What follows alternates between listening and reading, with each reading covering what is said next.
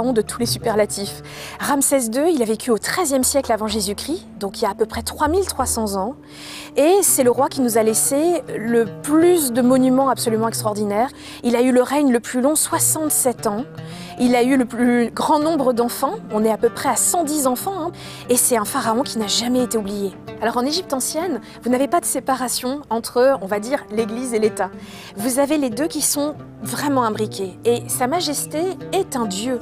C'est lui qui maintient ce qu'on appelle la Ma'at, l'organisation juste du monde, et l'or, pour les Égyptiens, c'est en fait la chair des dieux. Et bien là, vous avez compris le masque de Toutankhamon, et vous allez aussi comprendre pourquoi on a tous ces masques en or ou doré qui sont après apposés sur toutes les momies royales.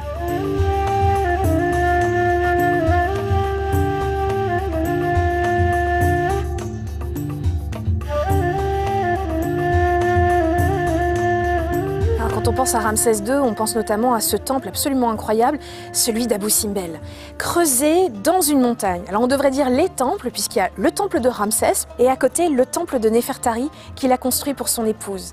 Et là on est à la mesure de Ramsès, c'est-à-dire des colosses qui font 20 mètres de hauteur, avec toute une succession de salles jusqu'au bout, 4 statues creusées directement au fond du sanctuaire et qui sont illuminées 2 fois par an aux équinoxes pour être rechargées de lumière.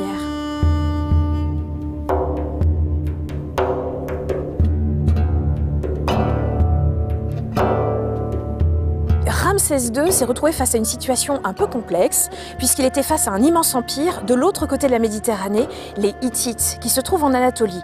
Grosso modo, c'est la Turquie actuelle. Et les Hittites étaient très intéressés par le Levant, toute cette côte syro-palestinienne qui mène en fait à toutes les routes commerciales. Et donc Ramsès a dû défendre le territoire égyptien en protégeant ces fameuses routes. Et c'est là où il y a eu cette gigantesque bataille, la bataille de Kadesh. Il a réussi quand même à maintenir la présence égyptienne sur ce territoire qui était très disputé à l'époque.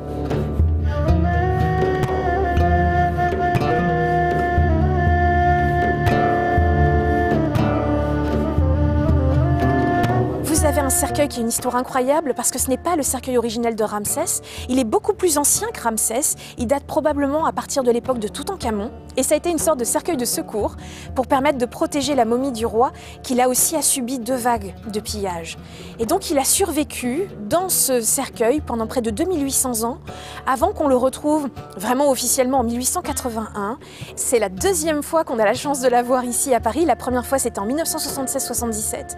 Et en plus la momie était venue parce qu'elle avait besoin d'être soignée à cause d'un champignon. Il n'était jamais revenu en France. Là c'est la 2e fois et ça fait un effet absolument incroyable. C'est très émouvant de la voir de nouveau ici.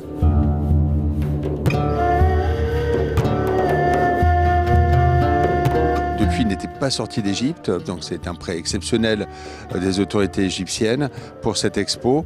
Il est arrivé avec Air France, en avion. Il y avait cette caisse magique et escorté par la garde républicaine jusqu'ici. Et c'est vraiment un choc. Et pour nous, être les seuls à l'avoir, elle sera nulle part ailleurs. Alors elle est protégée dans une vitrine spéciale, comme les pièces les plus importantes, qui est elle-même en hygrométrie permanente, même si en plus le lieu l'est également. Enfin, c'est vraiment quelque chose de très fort.